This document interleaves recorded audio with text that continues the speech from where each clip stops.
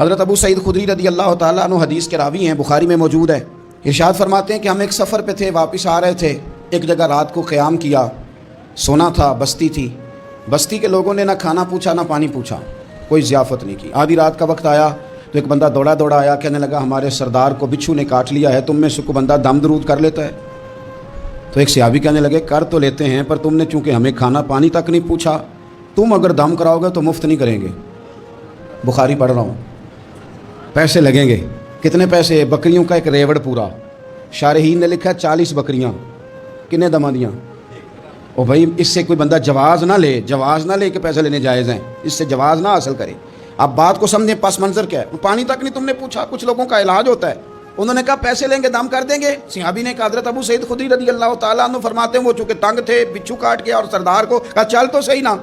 وہ صحابی گئے، سورہ فاتحہ پڑھ کے دم کیا، اور حدیث بخاری سے میں آپ کو دکھاؤں گا۔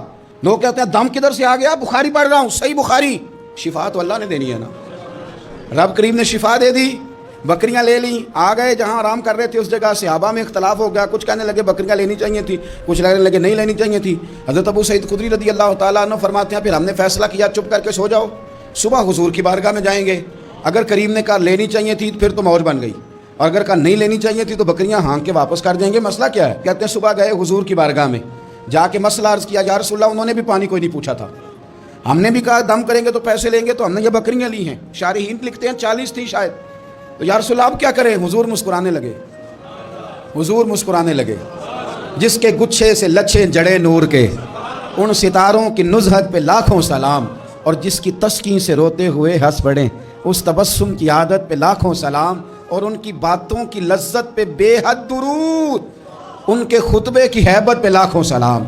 حضور مسکرانے لگے اور مسکرا کے پوچھا اچھا پڑھا کیا تھا؟ یا رسول اللہ سورہ فاتحہ۔ فرمایا سکھائی کس نے تھی؟ کہا یا رسول اللہ آپ نے۔ فرمایا پھر آدھی بکریاں میری ہیں آدھی تمہاری ہیں، پر میرا حصہ نکالو نا بھائی۔ تو قرآن پاک میں شفا ہے، قرآن حکیم میں بڑے سے بڑا مجرم ہو، کافر ہو، فاسق ہو، ایک حدیث مشکات میں موجود ہے، اس کو آپ نے دل پہ لکھ لینا ہے چونکہ معاملہ دل کا ہے۔ نبی پاک صلی اللہ تعالیٰ علیہ وسلم نے فرمایا جس طرح بارش میں پڑے لوہے کو زنگ لگ جاتا ہے، اس طرح دل کو زنگ لگ جاتا ہے۔ تو کہتا ہے میں بور ہو رہا ہوں پتہ نہیں کیا ہے، اور زنگ لگ گیا دل کو۔ تو کہتا ہے جناب میں پتہ نہیں سارا کچھ ہے پر دل پریشان ہو، بھائی اس کو زنگ لگ گیا ہے۔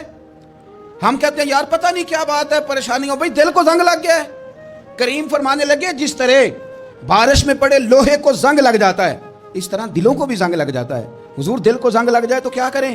تو حضور فرمانے لگے ایک موت کو یاد کرو اور ایک قرآن پاک کی تلاوت کیا کرو۔ قرآن تمہیں زنگ سے شفا دے دے گا، اس کو پڑھو گے تو تمہیں لطف آئے گا۔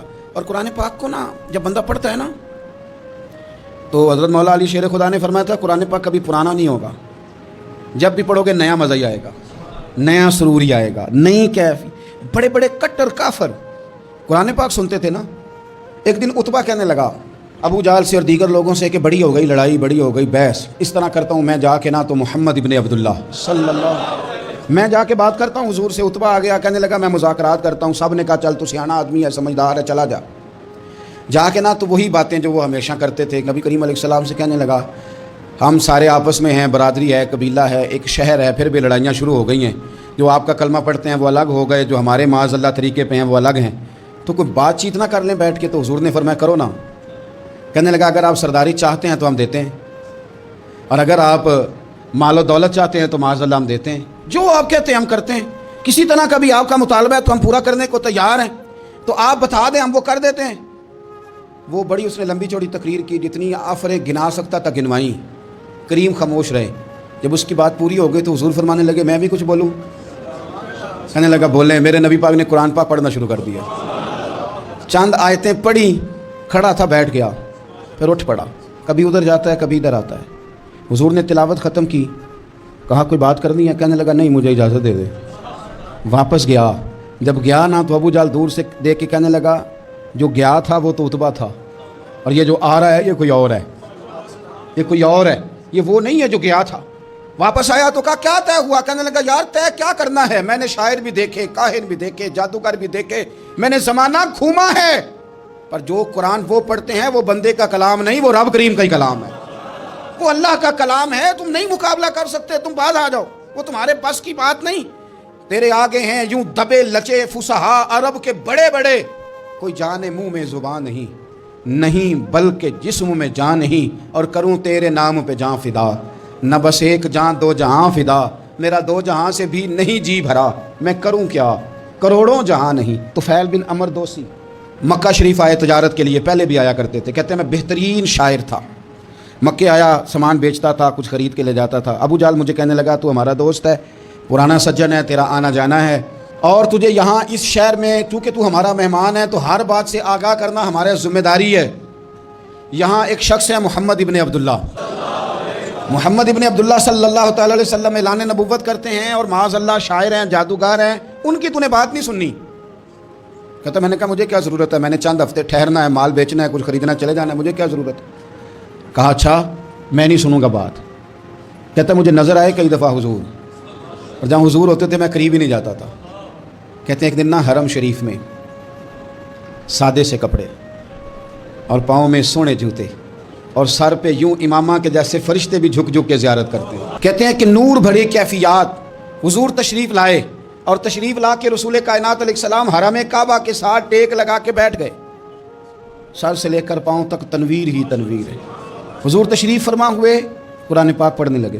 میں جب حضور کے قریب سے گزرتا تھا تو کانوں میں روئی دے کے گزرتا تھا، پر طفیل کہتے ہیں آج نا تھوڑی سی آواز میرے کانوں میں گئی، قرآن پڑھا محبوب نے۔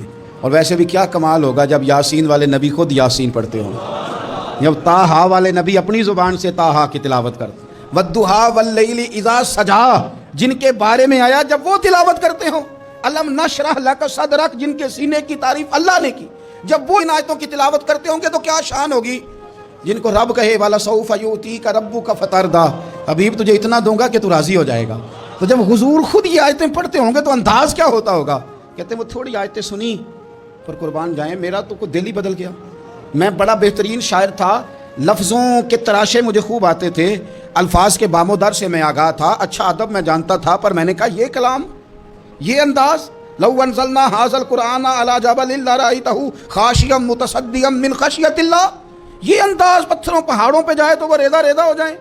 کہتے ہیں تھوڑا سا پڑا قریب نے، اور پھر نظریں جھکائے ہوئے حضور اپنے گھر گئے، سرکار چلے تو میں پیچھے پیچھے، حضور گھر میں چلے گئے تو میں نے دروازے پہ دستک دی، باہر آئے، سلام لی، میں نے کہا محبوبہ وہ جو آپ پڑھ رہے تھے تھوڑا اور نہیں سنا دیتے، تھوڑا اور نہیں تلاوت کر دیتے۔ کہتے ہیں رسول پاک نے نا پھر قرآن پڑھنا شروع کیا، میں کبھی بیٹھتا تھا کبھی اٹھتا تھا، جب حضور نے تلاوت مکمل کی تو میں نے آگے بڑھ کے ید اللہ والا ہاتھ تھاما اور دست مبارک پکڑ کے کہا سونیا، یہ مجھے کہتے تھے نہ سننا، میں نے زمانہ دیکھا ہے، میں کوئی عام آدمی نہیں، میں سردار ہوں، میں نے دنیا دیکھی ہے، مجھے قسم ہے جو آپ کی زبان سے نکل رہا ہے وہ بشر کا کلام نہیں، آپ مجھے کلمہ پڑھائیں، میں مسلمان ہونا چاہتا ہوں۔ بڑے بڑے کفل ٹوٹے۔ حضرت عمر بھی آئے تو آئے قرآن کی تاثیر کی برکت سے۔ حضرت صدیق اکبر نا اپنے گھر کے سین میں بیٹھ کے قرآن پاک پڑھتے تھے تو رویا کرتے تھے، روتے تھے۔ مکے کے کچھ سردار اکٹھے ہو کے نبی کریم کی بارگاہ میں گئے، کہنے لگے ایک تو صدیق اکبر کو منع کریں کہ قرآن اونچا نہ پڑھا کریں، اور اگر اونچا پڑھنا ہے تو پھر ان سے کہیں پڑھ کے رویا نہ کرے۔ حضور نے فرمایا اپنے گھر میں بیٹھ کے پڑھتا ہے روتا ہے، تمہیں کیا ہے؟ یا رسول اللہ یہ ابو بکر صدیق جب قرآن پاک کی تلاوت کر کے روتے ہیں نا تو ہماری بچیاں بھی رونے لگتی ہیں، ہماری عورتیں گھر کا کام کاج چھوڑ کے تو صدیق اکبر کے دروازے پہ کھڑی ہو کے روتی رہتی۔ حضور ان سے کہیں یہ قرآن سے جو شغف ہے ان کا، کہاں گئے مسلمان جو قرآن پڑھنے والے تھے، کدھر گئے؟ سارا کچھ ہی ہمارا موبائل لے گیا۔ میں کس طرح یہ بات بیان کروں کہ کچھ لوگوں نے رمضان میں بھی قرآن پاک ایک بھی ختم نہیں کیا، رمضان شریف میں بھی ایک قرآن پاک کی توفیق نہیں ہوئی، لے گیا سارا کچھ ہماری خوش ٹپیاں۔ کمال ہو گئی، ہم نے سوچا ہی نہیں، فکر ہی نہیں کی۔ سنگیو واپس آؤ، قرآن پاک سے پیار کرو، قرآن پاک سے محبت کرو، قرآن کی تعلیم حاصل کرو۔ لوگ کہتے ہیں میں بوڑھا ہو گیا ہوں، زبان موٹی ہو گئی ہے، قرآن کیسے سیکھوں؟ 38.5 سال کی عمر میں کلمہ پڑھا حضرت صدیق اکبر نے۔ کچھ صحابہ ان سے بھی عمر میں زیادہ تھے، تو بڑی عمر میں دین سیکھا کہ چھوٹی عمر میں سیکھا؟ ہمیں کیا ہو گیا ہے؟